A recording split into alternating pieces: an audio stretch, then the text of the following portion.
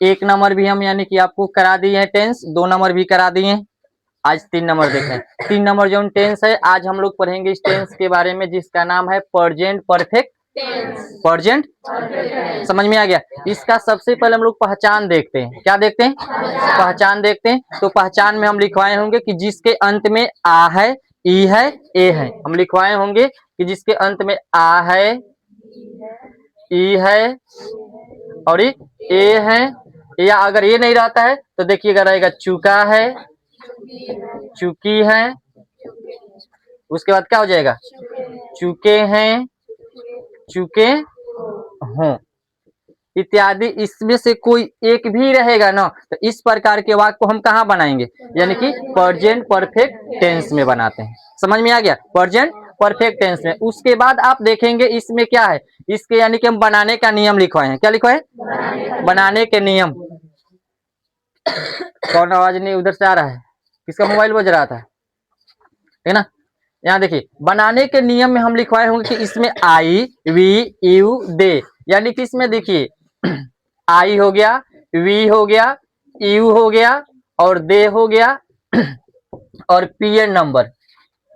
PN number, PN number का मतलब होता है प्लूरल नंबर यानी कि डबल नाम। इस नाम के साथ में देखिए कभी भी हम यानी कि हैव का प्रयोग करते हैं। किसका प्रयोग करेंगे?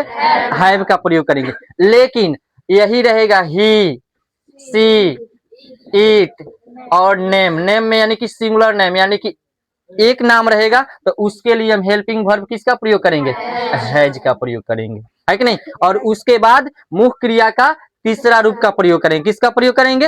मुख्य क्रिया के तीसरा रूप का प्रयोग करेंगे और उसके बाद ऑब्जेक्ट कर्म को लिखते हैं। समझ में आ गया। उसके बाद आपका स्ट्रक्चर हो गया subject plus have has plus MB3 plus object. यानी कि सबसे पहले आपको क्या लिखना है? सब्जेक्ट को लिखना है, उसके बाद आपको हैव को, उसके बाद हैज को, यानी कि दोनों में से कोई एक लिखेंगे, उसके बाद मुख्य क्रिया के तीसरा रूप लिखेंगे, उसके बाद लास्ट में हम क्या लिखेंगे?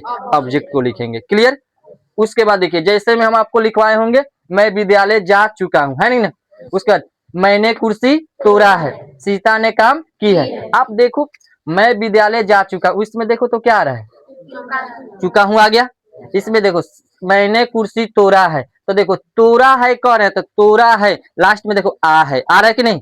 उसके बाद सीता ने काम की है, तो काम की है तो ई है, आ रहा है कि नहीं। तो इस प्रकार के जब भी वाक्य रहेगा तो इसको बनाएंगे प्रेजेंट परफेक्ट टेंस में। समझ में आ गया।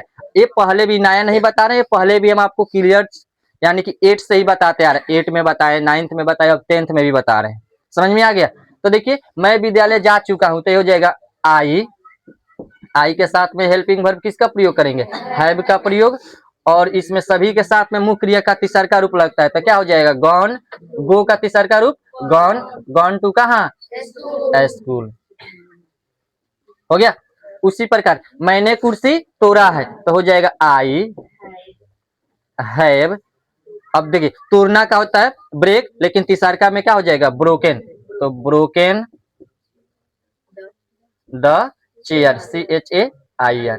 उसके बाद क्या है? सीता ने काम की है, तो देखिएगा ये लड़की है तो लिखेंगे सीता। नेम के साथ में हैज का प्रयोग करते हैं। काम की है तो काम का तीसरा रूप हो जाएगा हमारा वर्क। ओके, ऐसा समझ में। तो ये आप यानी कि अभी आप इसको क्या करेंगे? कवर करेंगे। ठीक है ना।